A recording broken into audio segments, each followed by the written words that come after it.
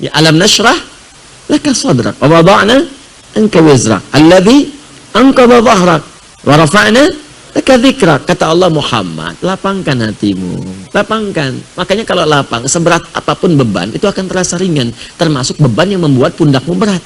Seperti angkat berat kan? Ya, angkat beban itu begitu diangkat kan semua berat. Ya, dari kepala. Makanya ketika barbelnya diangkat, wajahnya merah. Ya kan? Kakinya jitan, tangannya susah, semua berat. Itu dilukiskan kata Quran, ada orang yang akan menanggung beban kehidupan saking beratnya, dari kepala pusing sampai kaki lunglai. Tapi kalau hatinya lapang, itu akan terasa ringan. Ringan. Kata Allah, ingat, bukankah dulu aku berikan yang baik-baik. Jadi kalau sedang ingat susah, ingat yang senangnya. Coba hidup kita itu, daripada susahnya kan lama senangnya. Ya kan? Coba kalau diingat lama senangnya. Kalau seperti itu, ingat ringan hidup kita itu. Ringan. Nah, kemudian setelah itu cari wasilah untuk bisa mengentaskan solusi. Wasilah pertama adalah mendekat kepada Allah. Bagaimana caranya? Dengan meningkatkan ibadah. Takwa tadi. Wa may yattaqillaha yaj'al lahu makhraja wa yarzuqhu min haitsu la yahtasib. Quran surah 65 di akhir ayat kedua, di awal ayat ketiga. Kata Allah, tingkatkan takwamu kepada Allah. Dengan meningkatkan takwa itu akan diringankan persoalanmu, rizkimu. Anda mengatakan saya sedang punya masalah ekonomi, rizki masalahnya. Kata Allah, aku limpahkan rizki bahkan dari sisi yang tidak engkau duga. Bagaimana caranya? Tingkatkan takwa. Cari kalimat takwa di Quran. Banyak takwa itu. Puasa bagian dari takwa. Ya ayyuhalladzina amanu kutiba alaikumusiyam kama kutiba alal ladzina min qablikum la'allakum tattaqun. Al-Baqarah 183. Salat bagian dari takwa. Zikir bagian dari takwa. Tahajud, cari semua jenis salat. Mulai sekarang yang tadinya salat fardu tambah tahajud, tambah duha, tambah syuruknya, tambah rawatibnya, tingkatkan sholatnya. Demi Allah saya katakan, kalau Allah berjanji pasti ditepati. Kerjakan aja, nanti lihat apa yang terjadi pada diri Anda. Silakan kerjakan. Sholawat itu bagian dari takwa. Sholawat.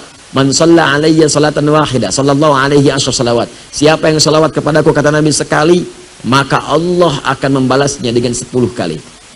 Ya. Sholawat pada Nabi, memuji Nabi, muliakan Nabi. Sholawat itu tanpa putus. Maksudnya kalaupun nabinya wafat, salawat tetap terjadi. Makanya dalam sholat kita salawat. Silahkan dalam sholat kan salawat kan. Allahumma sholli ala Muhammad wa ala ali Muhammad. Itu salawat. Jadi ketika kita sedang bersalawat, Allah berikan salawat. Salawat kita kepada Nabi itu beda dengan salawat Allah kepada kita. Awas, salawat maknanya dari Allah itu. Salawat dari Allah maknanya, satu, bisa ampunan dosa. Kedua, pemberian rahmat. Ketiga, pengabulan doa. Di orang yang banyak salawat, salawat Muhammad, Muhammad. Dalam hidupnya banyak salawat, itu oleh Allah akan diberikan kemudian penjagaan. Ya, diampuni dosa artinya dijaga dari maksiat, diberikan rahmat, dijaga dari yang mengganggu. Ahli salawat. Makanya itu bagian dari wasilah. Quran surah ke-5 ayat 35. Ya ayyuhalladzina amanu ittaqullah. Ya orang-orang beriman, bertakwa kepada Allah, wabtaghu ilaihil wasilah. Cari wasilah, tawassul untuk mengentaskan persoalanmu. Dengan doa, dengan sholawat, dengan sholat, dengan macam-macam. Dan sholawat itu jamaah dari kata sholat. Jamaah dari kata sholat. Makanya saat Anda haji ada bus sholawat, bis sholawat. Bis sholawat itu jamaah dari kata sholat. Maksudnya bis yang mengantarkan Anda untuk sholat ke Masjidil Haram. Bukan bisnya sholawat. Masuk situ bisa sholawat. Allahumma sholli ala sayyidina Muhammad. Bukan. Ngantarin Anda sholat. Ya, jelas ya? Jadi kalau Anda ingin sholawat silakan. Ya, kemudian setelah itu sholat.